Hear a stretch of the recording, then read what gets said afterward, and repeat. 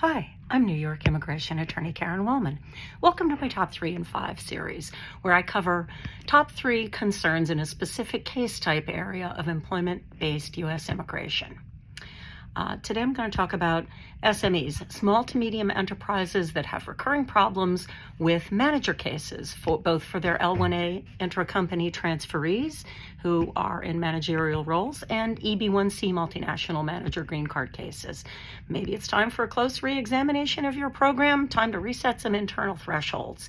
The top 3 recurring problems I see in this space stem from, number 1, confusing your internal or layman's definition of who's a manager with the much more rigid and narrow U.S. regulatory definition of who qualifies as a manager. Second is confusing your definition of who's a professional with the regulatory definition, which toggles to the H-1B category because they don't really regard anyone as a professional unless there's a bachelor's degree related to the job duties. And the third is inconsistency across entities and countries within your organization. So, who's a manager?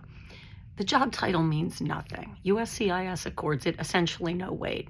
They look for managerial capacity, both in the qualifying employment overseas and in the offered position in the U.S. Is this role going to manage the entire organization, a division of the organization, a department, unit, or team? Or is this person going to manage a function of the organization at a very high level within the hierarchy? Does this role supervise and control the work of other supervisory, professional, or managerial employees?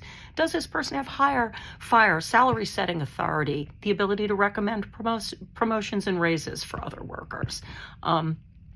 Or do they manage a key function of the organization at a senior level within the hierarchy, which, if there are no direct reports, is definitely going to entail some indirect reports where the duties of others relating to that function are supervised by the manager in question.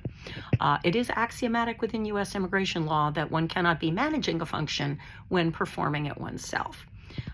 So USCIS is going to look to see whether this person you want to sponsor is exercising discretion over all the day-to-day activities of the organization, division, department, unit, or function that they manage. Do they have discretion over company policy with respect to that division, department, unit, or function? Do they have budget setting authority, as well as authority over any direct or indirect reports that they supervise? This is the most important factor for SMEs. If the person you want to sponsor as a manager only has one layer of direct reports below them, those direct reports must be in professional positions that meet the H-1B definition. Those jobs must require a bachelor's or higher degree in a field that's directly related to the duties. Think lawyer, accountant, architect, something like that. And the workers in those positions have to actually have degrees that relate to their jobs. This can be the difference between an approval and a denial. Let's take a specific example. You want to sponsor a CFO for your U.S. entity, performing all the textbook duties of chief financial officer, and you've assigned percentages of time to all of those duties. The direct reports are going to be the make or break in this case. If the people who will be reporting to the CFO are all licensed CPAs and accountants, business analysts with MBA degrees, then you're getting an approval.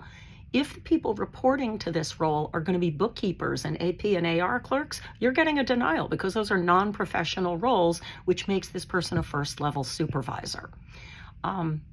Areas of organizational inconsistency to watch for, which affect both the U.S. entity and the prospective offered role, as well as the nature of the qualifying experience with the foreign entity abroad. One is frequent reorgs, where the organizational hierarchy and the person's reporting structure keep changing. Another area of inconsistency is job titles that mean one thing in one country and something different in another country. And the last is varied or inadequate record-keeping practices across your organization, where transfers from one entity, you've got complete pay records, employment contracts, addenda, and all promotion announcements, but for people coming from some other entity, you can't provide their salary history, their contracts, or their promotion history for the worker you want to sponsor.